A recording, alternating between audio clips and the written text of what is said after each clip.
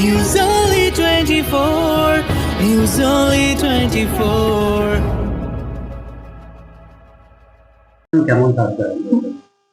আগামী দুদিন 21 ও 22 তারিখে আবহাওয়া মোটামুটি দুই বঙ্গের ক্ষেত্রে শুকনো থাকবে। 23 ও 24 তারিখে আমাদের যে হাওয়ার যে গতি প্রকৃতি তার কিছুটা পরিবর্তন ঘটবে এবং তার সঙ্গে কিছুটা পশ্চিমী ঝঞ্ঝার প্রভাবও রয়েছে। এর ফলে আমরা দুই বঙ্গেই হালকা থেকে মাঝারি বৃষ্টি পাবো কয়েকটি জেলাতে। 23-24 তারিখে এই ঘটনা ঘটার পরে 25, 26 ও 27 তারিখ মোটামুটি আবার শুকনোই থাকে।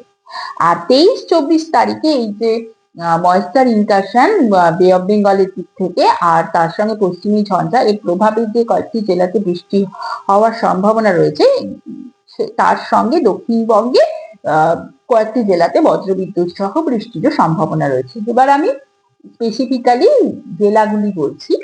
23 তারিখে বিক্ষিপ্তভাবে বা দুই এক জায়গায় বৃষ্টির সম্ভাবনা দক্ষিণবঙ্গের ক্ষেত্রে দার্জিলিং, কালিম্পং ও জলপাইগুড়ি জেলাতে, এবং 24 তারিখও তাই।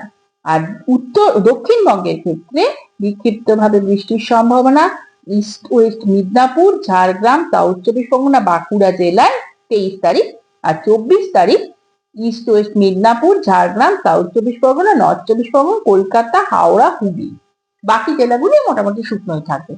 আর তার সঙ্গে বজ্রবিদ্যুৎ সহ বৃষ্টির সম্ভাবনা 23 তারিখে দক্ষিণবঙ্গে ঝাড়গ্রাম, ইস্ট ওয়েস্ট মিদনাপুর, এবং 24 তারিখে south 24 Pargana, east West Midnapore. এই মোটামুটি ওয়েদার। এর সঙ্গে তাপমাত্রা উত্তরবঙ্গের ক্ষেত্রে মোটামুটি একই রকম থাকবে।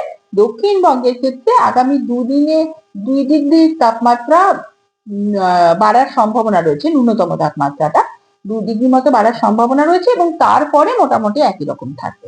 বেড়ে যাওয়ার পরে আর বাড়বে না বা কমবে না, এটা মোটামুটি একরকমই থাকবে।